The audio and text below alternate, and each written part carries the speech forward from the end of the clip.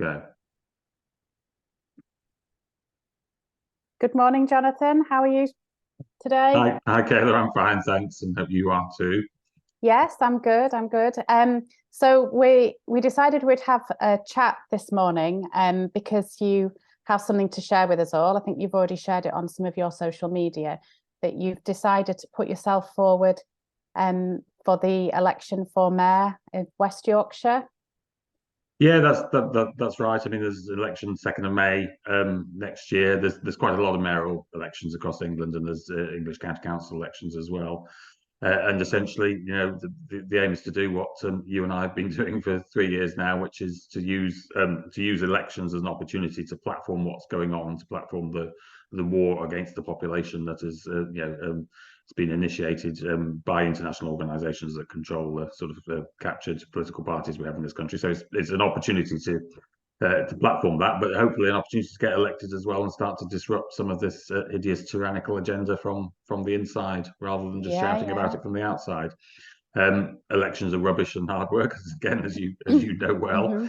But they are one of the few things we've got. They are an opportunity to platform what we believe is happening, and what I'm absolutely convinced is happening, which is an attempt to move us towards digital slavery, basically, with 15-minute cities and all the rest of it. And a lot of that is being implemented via local authorities and via mayors. I mean, the World Economic Forum is big on elected mayors. I mean, Tony Blair revealingly was the person who introduced most of them in this country. And I think they let us have the sort of Westminster Parliament sort of pantomime sideshow as something to focus on, whilst a lot of the hideous agenda, as in London with you, Les, is implemented through mayors. So for me, these elections are actually far more value to us in terms of providing resistance than the parliamentary elections, where you get this sort of blue-red pantomime and everybody's herded into one camp or the other.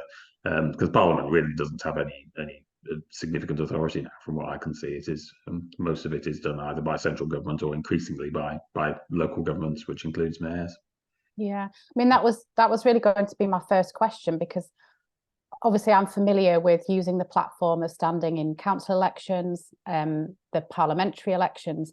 How does this platform differ? What other opportunities are there when you're standing? I mean, mayors have different powers in different parts of the country, and the sort of West Yorkshire Mayor, if you like, is sort of middle ranking in terms of powers. They have significant powers over transport, and they do act as the police commissioner. So there's the opportunity through that role to protect the right for peaceful protest, and to get the police back focused on fighting crime, rather than pursuing some sort of hideous woke agenda and wrong think and all the rest of it. So there are significant actual powers, but in West Yorkshire, in those two areas, elsewhere it's either more or less than that. But the West Yorkshire Mayor does, I mean, the current Mayor doesn't particularly do this, I have to say, but the West Yorkshire Mayor has the opportunity to act as a spokesperson for West Yorkshire. So when we get the next attempt at some sort of lockdown and business restrictions, you have a voice and a platform and the ability to push back and to speak out against that, in a way that the other mayors at the moment clearly wouldn't do that. They'd be front of the queue to try and implement it. So that in terms of its opportunity for us within the freedom community, I think what the mayoral elections do. I mean, West Yorkshire has nearly 1 million houses in it. It's an enormous opportunity to get a message out. You get the printed leaflet, or it's done as a printed booklet in the mayor election. So that leaflet, which goes to 50,000 houses in a parliamentary constituency election, and 5,000 houses in a council election, goes to nearly 1 million houses. So it's an enormous opportunity to platform what's going on. And we have moved on from the sort of the agenda you and I were fighting back in 2020 and 2021. We're not in a minority now. There is a war on motorists, an absolute war on motorists. I mean, Tracy Brabin, the current mayor, has said in the future in West Yorkshire, and this is public statement, you can find it, you will travel by walking, cycling, bus or train.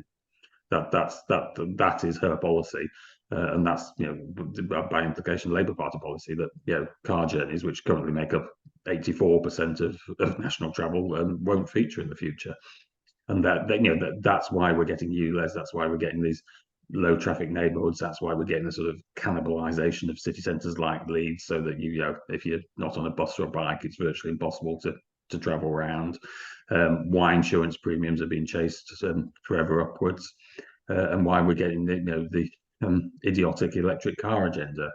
So they are going to try and stop us travelling by private transport. That's part of the agenda. We need people in place, one to disrupt this, but two to act as spokespersons against what's going on.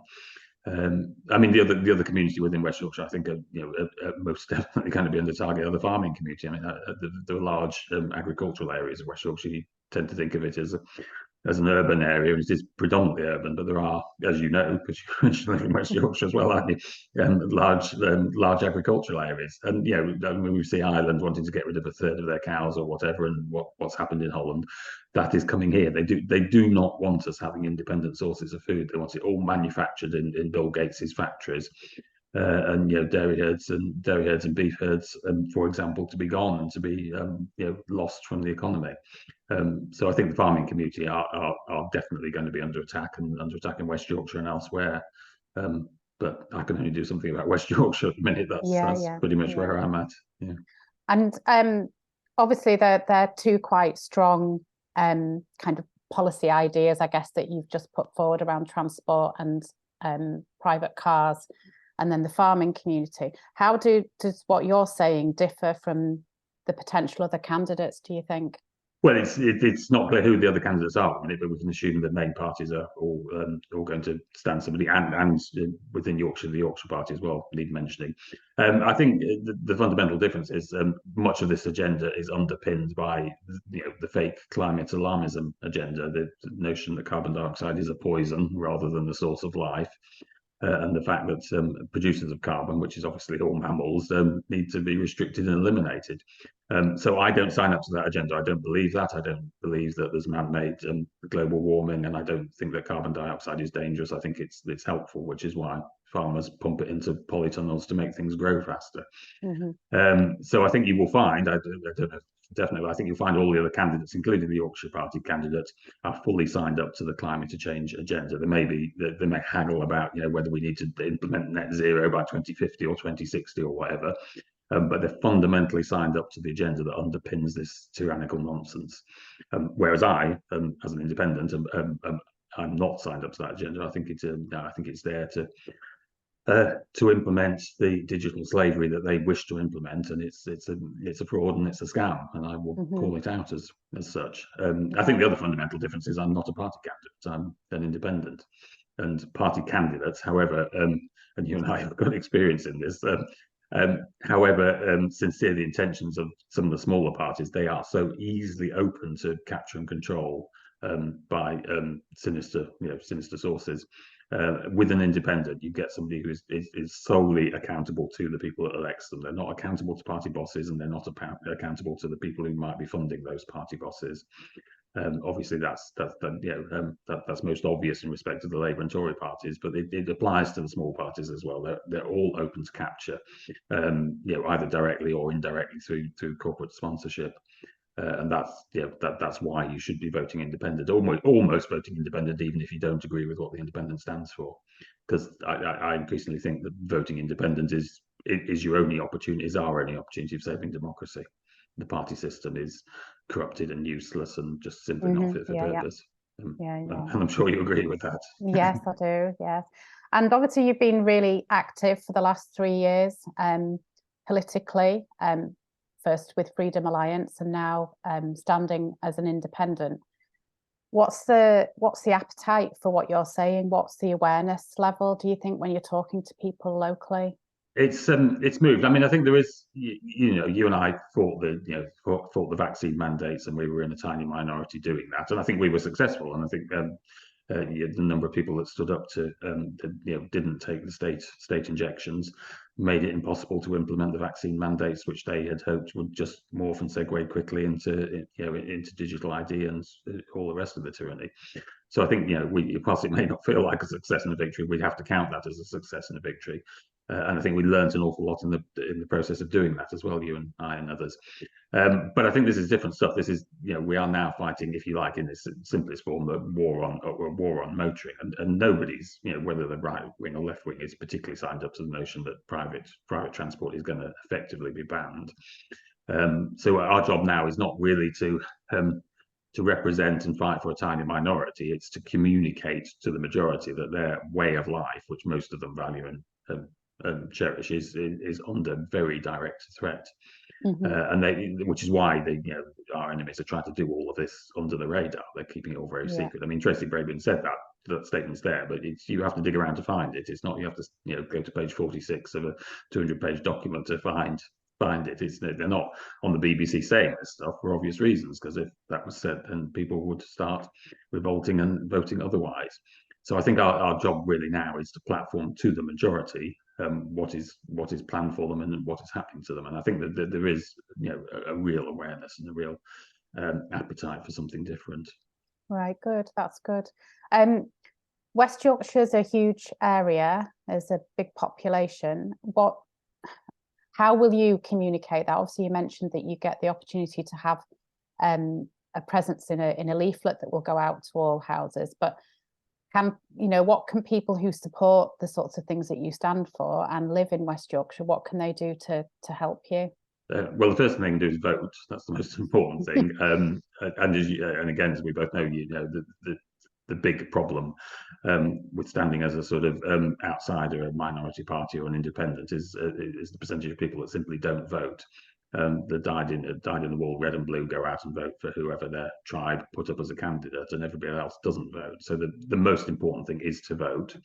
The second thing is to share and communicate, talk to people about what we're doing, share the website link, all the rest of it. Beyond that, there are endless opportunities for leafleting and for town and city centre, in fact, mostly town centre stalls that we've got planned for January, February, and March in the lead up to the election. But we need people to man those. So if you're happy and comfortable doing that, and it's fun, it's enjoyable, and it's something good to do. But if you want to get involved in that, then please just contact me via the website. Can you remind us what the website Well, the website is jonathan/tilt.co.uk. Having a relatively unusual surname, if you just Google me, you'll find it fairly quickly. Okay. So that's the best way. There's contact details on there. So just contact me and we'll make that happen. But yeah, just talk, communicate, share our stuff, and vote is what I would stress you to do. I mean, we're working up all the sort of alternative media. I mean, this is part of that. But this press release is going out to all the usual suspects. Often somebody comes along. I mean, again, you'll know this from the past, but somebody comes along who says, "Oh, I can get you an interview on this, or I can get you an interview on that," and often that they can, because they've got a particular contact or whatever. So if anybody can help with media contact, that's valuable as well. Yeah. Okay. All right.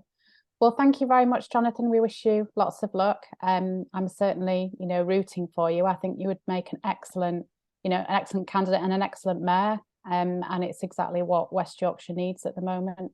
And if we can break in, like you say, even just with one appointment in the country, then that's a great start, really. And more people, I hope, will be encouraged by what you're doing and maybe think that they might do something similar themselves in their own areas. Yes, no, thanks for that. And that's a good point to finish on. I mean, you aren't just mayor elections. There's several thousand council seats up for election again next May. It's not difficult standing for your local council. We've got the Vote Freedom project set up, which will show you how to do it. So if you want to do something practical to help push back against the tyranny, and you live in an area that's got elections, then please think about standing, because it does upset the apple cart. They don't like it. They particularly don't like us standing as independents, because they know we're a threat to them. So just get in touch with Vote Freedom and we'll point you in the right direction. So thanks, Kaela. All right, thank you.